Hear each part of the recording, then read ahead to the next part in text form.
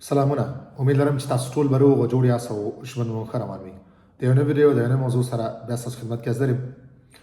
ملګرو، یو ورور پوښتنه کړې ده. دی وایي چې زه غواړم دلته فارماسیون وایم، ما اوس اسناد اخیستي، ولې زما د ژبې فرانسوي ژبې چې کومه نیو ده، کوم لیول ده یا کمزورې ده، زه دومره په فرانسوي نه پوهېږم.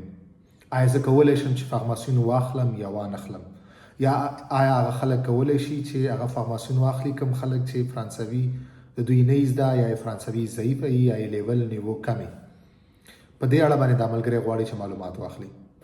ملګرو، هر کله چې تاسو ته غواړئ فارماسیون وایئ نو او فارماسیون لپاره ثبت نام وکړئ، اوله ورځ چې کله تاسو ځئ فارماسیون لپاره د تاسو نه دوی امتحان اخلي، تاسو نه دوی ټسټ اخلي. هغه ستاسو د فرانسوي ژبې نیو یا چې کوم لیول دی هغه ګوري، د هغې مطابق بیا تاسو ته هغه فارماسیون درکوي. یا دوی تا ته په دغه فارماسیون کې چې کوم فارماسیون لپاره تاسو ډمان کړی، غوښتنه مو کړې، په دغه فارماسیون کې د هغه ستاسو د لیول مطابق دوی تاسو ته بیا فرانسوي ژبه، فرانسوي کورس درکوي. همیشه په اکثرا فارماسیونونو کې فرانسوي ژبه شامله وي.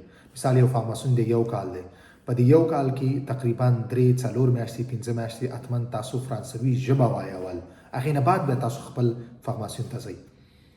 اوس دغه کم وخت چې کم دی په دې یو کال کې 3 میاشتې یا 4 میاشتې یا 15 میاشتې، دغه ټول ستاسو د فرانسوي ژبې چې کوم امتحان تاسو نه اخلي په اوله ورځ، د دې پورې اړه لري.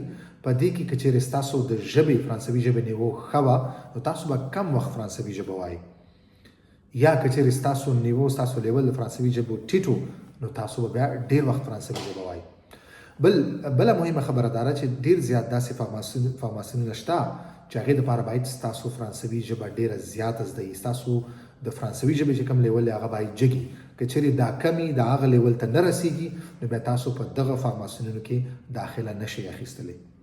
او هغه اکثرا هغه فارماسیونونه چې کوم دلته ستاسو د تیر شوي د تحصیلي دورې پورې اړه لري، یا داسې ملګري چې کوم غواړي دلته په انفارماتیک، په آی ټي کې لاړ شي، په کمپیوټر ساینس کې، یا دوی په منیجمنټ کې دلته غواړي چې دوی فارماسیون وایي په های لیول باندې، هغه فارماسیون چې د هغې لیول هم جګي، نو بیا طبیعي خبره ده چې تاسو نه به دوی د فرانسوي ژبې چې کوم نیو دی، کوم لیول دی، هغه به تاسو نه دوی زیات غواړي.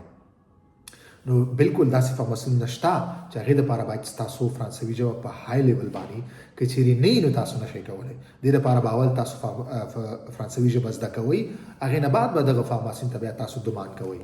خو هغه فارماسیون چې کوم زموږ اکثر افغانان غواړي چې هغې ته لاړ شي، مثال د برق فارماسیون شو، داسې نور ورته فارماسیونونه چې کوم دي، په دې کې بیا ستاسو فرانسوي ژبې لیول که ضعیفه هم وي، تاسو بیا هم کولی شئ چې تاسو دغه فارماسیون کې داخله وکړئ او دغه فارماسیون تاسو مخکې ووسئ.